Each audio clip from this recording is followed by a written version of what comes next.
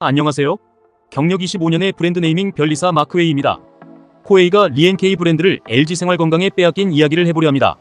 왜 이러한 일이 발생하였는지를 살펴보고 이로부터 우리가 브랜드 네이밍을 할 때 배워야 할 점은 무엇인지를 살펴보고자 합니다.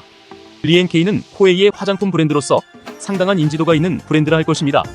그런데 코웨이는 이 브랜드를 LG생활건강에 빼앗긴 적이 있습니다. 보시는 것은 리앤케이 상표의 등록원부입니다. 이를 보면 상표권이 LG생활건강으로 넘어간 것이 보입니다. 도대체 왜 코웨이는 리앤케이 상표권을 LG생활건강으로 넘겨야 했을까요? 이유는 코웨이가 LG생활건강이 제기한 상표침해 소송에서 패소하였기 때문입니다. LG생활건강은 코웨이의 리앤케이가 자신의 리앤 상표권을 침해한다고 주장하며 소송을 제기하였고 이 소송에서 코웨이가 패소하였습니다.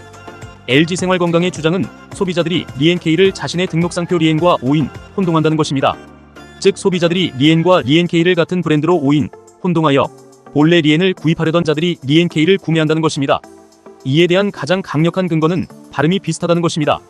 즉 발음이 각각 리앤과 리앤케이로서 비슷하여 소비자들이 같은 브랜드로 오인, 혼동한다는 것입니다. 리앤은 샴푸의 브랜드이고 리앤케이는 스킨케어의 브랜드인데 이 사건은 엎치락뒤치락하다 결국 LG생활건강의 주장이 받아들여졌습니다. 즉 1심은 LG생활건강이 승소하였으나 2심에서는 LG생활건강이 패소하였고 3심인 대법원은 최종적으로 LG생활건강에 손을 들어준 것입니다. 보시는 것은 당시 대법원에서 LG생활건강의 승소를 알리는 신문기사입니다.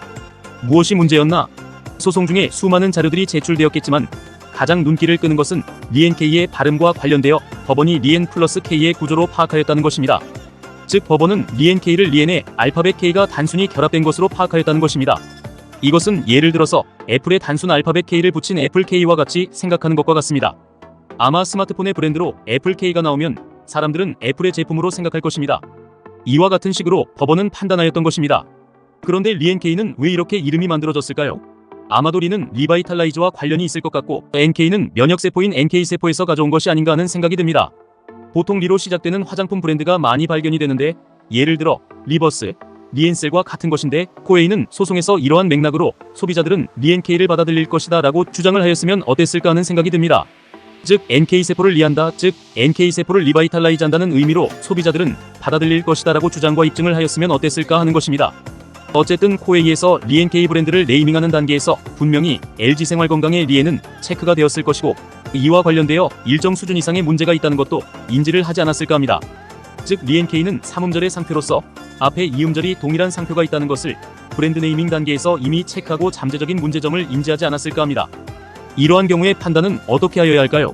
하나의 전략은 일단 상표 출원을 하고 상표 등록을 받으면 사용하자 입니다. 그러나 이 경우에 코웨이는 리앤케이를 상표 출원을 하고 상표 등록을 받았습니다. 그런데 LG생활건강이 상표 등록 무효 소송을 제기하고 상표 등록이 무효로 되었던 것입니다. 실제로는 조금은 복잡한데 무효 직전에 LG생활건강이 무효 소송을 취하였습니다. 이와 같은 리앤케이의 사례는 일단 상표 출원을 하고 상표 등록을 받으면 사용하자는 전략이 때로는 좋지 않음을 보입니다. 상표 검색에 따른 판단은 보수적으로 결국 이 사건은 상표 검색에 따라 문제점이 발견되면 보수적으로 판단하는 것이 필요하다는 것을 보입니다. 즉 네이밍 단계에서 상표 검색을 하고 상표의 사용 여부를 결정할 때 보수적인 관점으로 접근하는 것이 필요하다는 것입니다. 너무 모험적으로 접근하면 위험할 수 있다는 것입니다. 즉 상표 등록상의 문제점이 있거나 사용상의 문제가 발견되면 가능한 그 브랜드는 배제를 하는 것입니다.